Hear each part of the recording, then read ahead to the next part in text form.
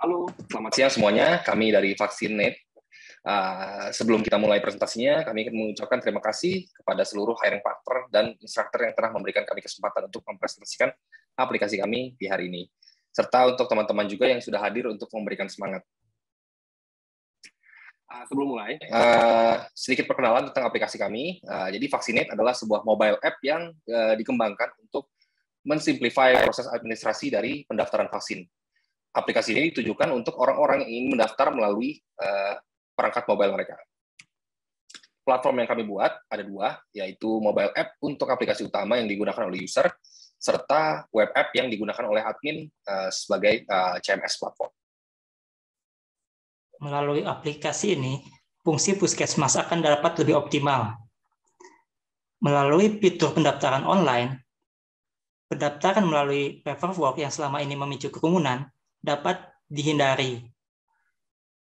Pendaftaran online juga memudahkan pemerintah dalam mendistribusikan vaksin karena permintaan vaksin di suatu daerah dapat dipetakan sebelum hari vaksinasi. Nah, pemilihan skop puskesmas dalam aplikasi ini sebenarnya berkorelasi dengan paradigma pembangunan yang dalam beberapa tahun terakhir ini menjadi paradigma pembangunan yang diberlakukan oleh pemerintah Indonesia, yaitu desentralisasi pembangunan. Nah, melalui aplikasi ini, masyarakat di daerah dapat mendapatkan akses vaksin dengan lebih mudah selama daerah tersebut dapat terjangkau oleh koneksi internet. Diharapkan aplikasi ini tidak hanya dapat berdampak pada masyarakat yang ada di perkotaan saja, melainkan pula masyarakat-masyarakat di daerah yang jauh dari rumah sakit tapi dekat dengan puskesmas. Lalu sedikit perkenalan dari tim kami.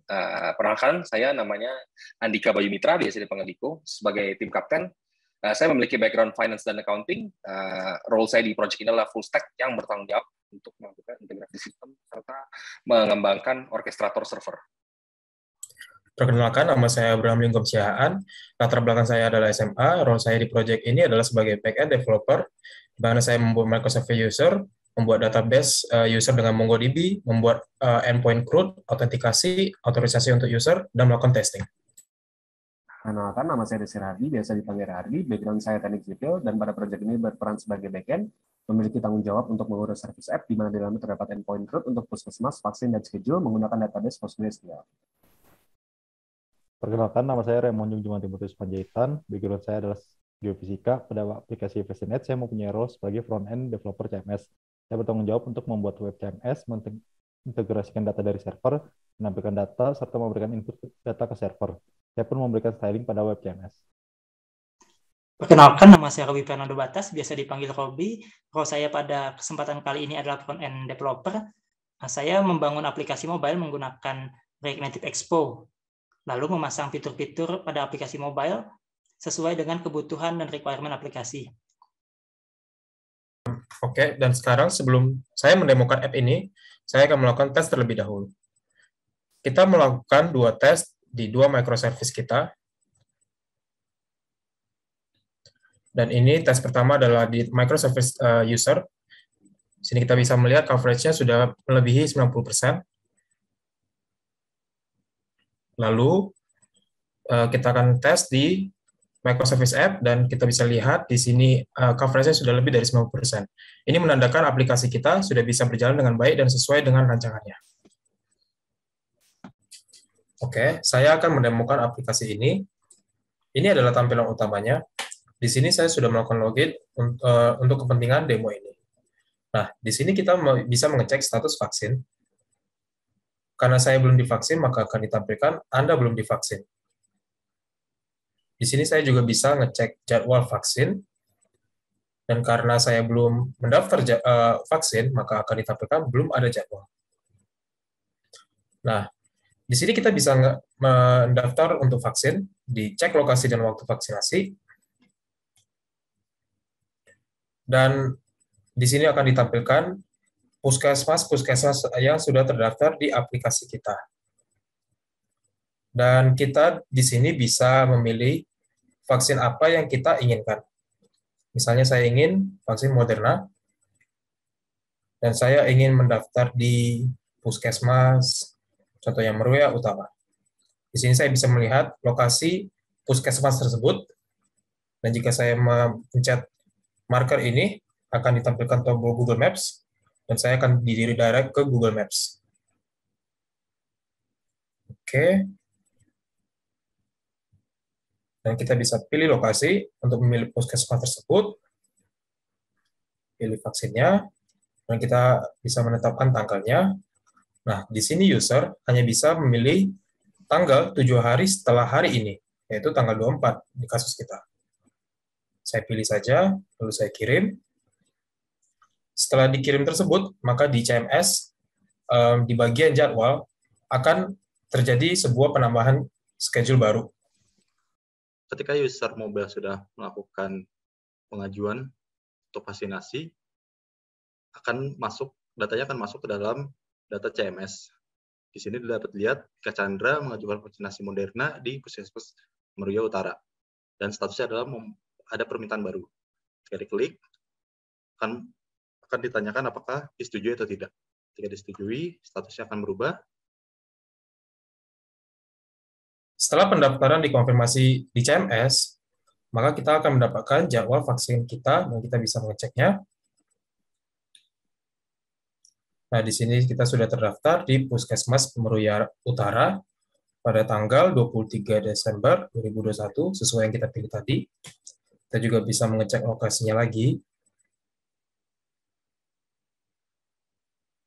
Admin dapat mengkonfirmasi bahwa pasien tersebut sudah divaksin atau belum. Jika dia sudah divaksin, datanya akan diubah, benar, dan statusnya akan berubah menjadi sudah vaksin. Setelah kita melakukan vaksinasi dan status kita di CMS telah dirubah menjadi telah divaksin, maka di status vaksin kita akan mendapatkan QR code. Dan di sini, user bisa mengirimkan pesan melalui tanyakan sesuatu. Mungkin terkait pembatalan vaksinasi, atau mungkin sebuah feedback kepada adminnya tentang aplikasi ini. Dan di sini kita harus mengisi nama kita. Saya masukin nama saya, masukkan email, lalu pesan yang ingin disampaikan. Mungkin di sini saya ingin membatalkan jadwal vaksin saya.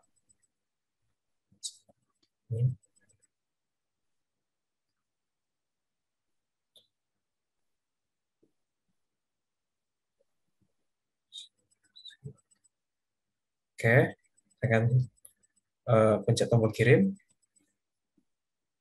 Maka di server akan secara otomatis mengirimkan pesan melalui note mailer. Nah, di sini adalah pesan yang tadi kita kirim melalui email abrahamsiahaan1997@gmail.com, dan message-nya sudah sesuai dengan apa yang tadi saya ketik. Ya, di sini saya akan menjelaskan proses web CMS. Terdapat dua jenis user di CMS, super admin dan admin. Nah, saya akan mencoba dengan super admin. Jika dia masuk, di sini akan tampil halaman web CMS di mana terdapat beranda, puskesmas, statistik, dan keluar. Pada beranda itu dijelaskan mengenai vaksin itu apa dan cara penanganan, dan ini khusus untuk pegawai puskesmas tersebut. Untuk statistik, kita menampilkan statistik dari pasien-pasien di aplikasi kita, dan kita mengambil data-data dari COVID Indonesia serta kasus-kasus harian di Indonesia. Dan untuk fitur utamanya adalah daftar puskesmas. Di sini kita dapat melihat daftar puskesmas yang sudah terdaftar pada aplikasi kami. Di sini kita dapat menambahkan, jadi kalau misalkan login sebagai super admin, dapat menambahkan puskesmas. Kita masukkan puskesmas Kiriya Antapani, misal. Masukkan alamatnya Buangi, Bandung. Nah, kita harus mencari lokasi di mana menggunakan peta. Antapani, dia masuk longitude latitude-nya, kota hariannya berapa. Kita masukkan foto, dan pilih vaksin. Kita add. sukses mendapatkan puskesmas baru. Dan dia tidak mempunyai schedule apa-apa karena dia masih baru terdaftar. Dan di sini kita dapat melihat rincian dari puskesmas tersebut. Sekarang kita buka puskesmas Kecamatan Cengkareng. Di sini ada status dari schedule. Dan kita misalkan kita dapat mengkonfirmasi status dari pasien-pasien yang mendaftar. Kita konfirmasi. Ini sama halnya dengan yang tadi dijelaskan pada bagian mobile. Ada lagi fitur untuk melihat vaksin. Kita dapat hapus dan kita dapat daftarkan juga. Kita pun dapat mendaftarkan super admin pada web kami ini. Kemudian untuk kita keluar, kita demokan untuk adminnya. Dan di sini saya akan mendemokan untuk admin pada puskesmas tertentu. Dia masuk, tampilannya sama seperti di super admin, namun yang membedakan adalah ketika membuka daftar puskesmas. Ketika membuka daftar puskesmas, dia tidak dapat menambahkan puskesmas, tidak dapat mendelete puskesmas, dan hanya bisa membuka rincian. Contohnya adalah ketika membuka Kecamatan Kembangan, dia dapat membuka namun tidak dapat melihat status yang bukan sudah vaksin. Ini ada pasien yang sudah vaksin, dia dapat melihatnya namun tidak dapat melihat status lainnya. Admin ini terdaftar di Puskesmas Kecamatan Tebet. Dan kita, jika dilihat rinciannya, kita dapat lihat status yang banyak status dari pasien-pasien ini. Dan kita dapat melakukan action seperti yang dilakukan oleh super admin sebelumnya. Misalkan permintaan baru kita ubah, setujui, ketika Benjaminnya sudah dirubah menjadi konfirmasi. Seperti itu. Gitu. Berikut adalah workflow dari aplikasi Vaccinate, dimulai dari klien kita, di mana pembuatan CMS kita deploy menggunakan Firebase, dan mobile menggunakan Expo Publish. Di sini kita juga menggunakan orkestrator sebagai tempat di mana klien melakukan semua request yang terdapat pada sisi backend. Di sini kita menggunakan orkestrator untuk memudahkan kita dalam memanage dan debugging apabila terjadi error dalam proses development, dan juga untuk memaintain perbedaan database yang kita gunakan. Pada sisi backend, kedua service kami dideploy menggunakan Heroku. Perbedaan database pada sisi backend juga dapat dilihat berdasarkan service yang kami buat. Pada service user, kami menggunakan MongoDB karena kami membutuhkan fleksibilitas yang diberikan MongoDB pada app kami. Kami memiliki 3 role yang berbeda, di mana setiap role memiliki kebutuhan data yang berbeda juga. Pada service app, kami menggunakan PostgreSQL dan ORM Sequelize untuk pembuatan endpoint untuk puskesmas, vaksin, dan schedule yang dibutuhkan klien. Lalu kami juga menggunakan third API seperti NodeMailer, ImageKit, Mapbox, dan juga data COVID government. Untuk tech stack backend kami menggunakan Node.js sebagai environment, lalu framework yang digunakan adalah Express.js. Untuk database, sesuai penjelasan di workflow tadi, MongoDB digunakan untuk entitas user karena kami butuh fleksibilitas dari MongoDB. Lalu PostgreSQL digunakan karena strukturnya yang rigid, membantu kami memastikan informasi terkait entitas lain terjaga dengan baik. Untuk autentikasi, kami dibantu oleh JSON token serta Bcrypt untuk mendekripsi, menghashing password, serta JSON token untuk cek autentikasi user login. Lalu untuk caching, kami menggunakan Redis yang dipasang di orkestrator untuk memanage jumlah request ke microservice maupun third-party API. Lalu untuk testing, kami menggunakan Jest, dan ImageKit yang disupport oleh Multer juga kami gunakan untuk upload file foto yang digunakan saat registrasi pasien maupun registrasi puskesmas. Lalu kami menggunakan Mailer untuk membantu kami dalam memanage pesan dari konsumen yang bisa dilakukan melalui mobile app. Lalu Heroku digunakan untuk mendeploy ketiga komponen microservice kita, yaitu orkestrator, app, dan user. Pada sisi front-end, kami menggunakan Vue.js pada CMS dan React Native Expo pada sisi mobile apps. Nah, kedua aplikasi ini ditunjang dengan penggunaan Axios untuk mendapatkan data dari server. Untuk tampilan HTML di sisi CMS, kami menggunakan Bootstrap. Selanjutnya, untuk tampilan data-data yang lain, kami menggunakan third-party API. Nah, di antaranya adalah Mapbox untuk menampilkan maps pada sisi CMS dan Google Develop Chart untuk menampilkan tabel diagram pada sisi CMS. Nah, ada Adapun Google Maps kami gunakan untuk menampilkan peta pada sisi React Native Expo atau mobile apps kami. Nah, untuk deploy sendiri, di sini kami menggunakan Firebase untuk deploy CMS dan Expo Publish untuk deploy mobile aplikasi. Sekian penjelasan dari kami. Mohon maaf atas kekurangan kami.